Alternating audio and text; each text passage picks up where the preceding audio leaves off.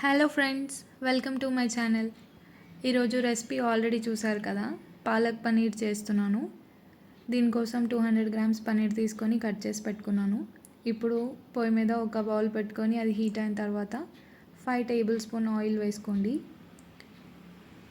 నేను 200 గ్రామ్స్ మాత్రమే పనీర్ తీసుకున్నా కాబట్టి 5 టేబుల్ స్పూన్ సరిపోతుంది. ఈ ఆయిల్ బాగా హీట్ అయిన తర్వాత కట్ చేసుకున్న పనీర్ దాంట్లో వేసేసుకొని ఒక 2 మినిట్స్ పాటు ఫ్రై చేసుకోండి. మరి కలర్ చేంజ్ అవ్వాల్సిన అవసరం లేదు, జస్ట్ పచ్చి వాసన పోయేంత వరకు ఫ్రై చేసుకోండి, సరిపోతుంది.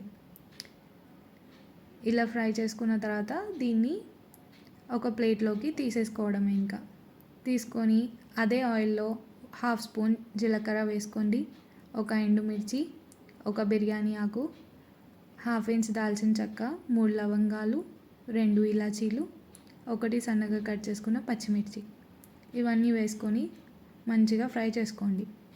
తర్వాత ఒక చిన్న కప్పు మనం ఆల్రెడీ ముందుగానే కట్ చేసుకొని పెట్టుకోవాలి ఆనియన్స్ వేసేసుకొని మిక్స్ చేసుకోండి. తర్వాత ఇంతకుముందు నేను టమాటా ప్యూరీ చేసుకొని పెట్టుకున్నా, అది యాడ్ చేసుకుంటున్నా. 2 టమాటాలు తీసుకున్నుండే.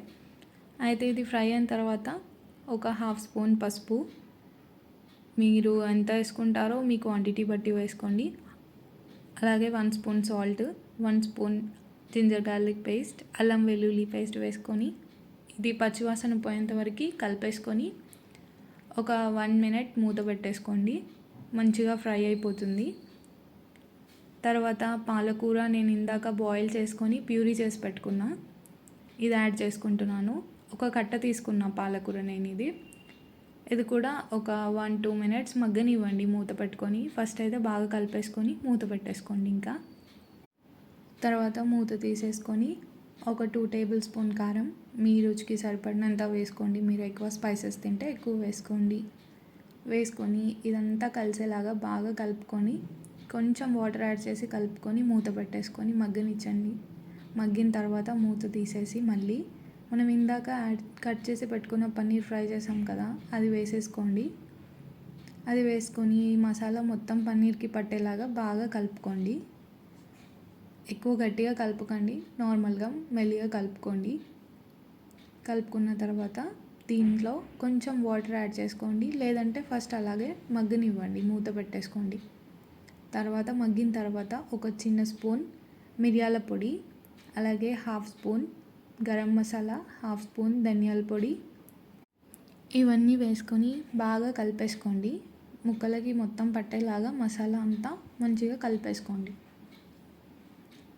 ఇలా కలుపుకున్న తర్వాత మీరు ఇప్పుడు గ్రేవీ కావాలి అనుకుంటే, ఎక్కువ గ్రేవీ అవసరం అనుకుంటే ఫుల్ కప్ వాటర్ వేసుకోండి. నేనైతే 1/2 కప్ వాటర్ వేసుకుంటున్నా.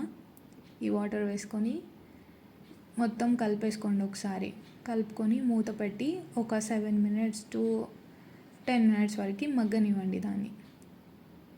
అంతే అండి, లాస్ట్కి రెసిపీ ఇలా వచ్చేస్తుంది. టేస్ట్ మాత్రం సూపర్గా ఉంది. రెసిపీ అయితే కంప్లీట్ అయిపోయింది. దీంట్లో మీరు ఇప్పుడు వేసుకుంటే కొరియాండర్ కూడా యాడ్ చేసుకొని తినేయడం. ఇంకా do subscribe my channel. Video నచ్చితే ప్లీజ్ లైక్ చేయండి, అలాగే మీ ఫ్రెండ్స్కి షేర్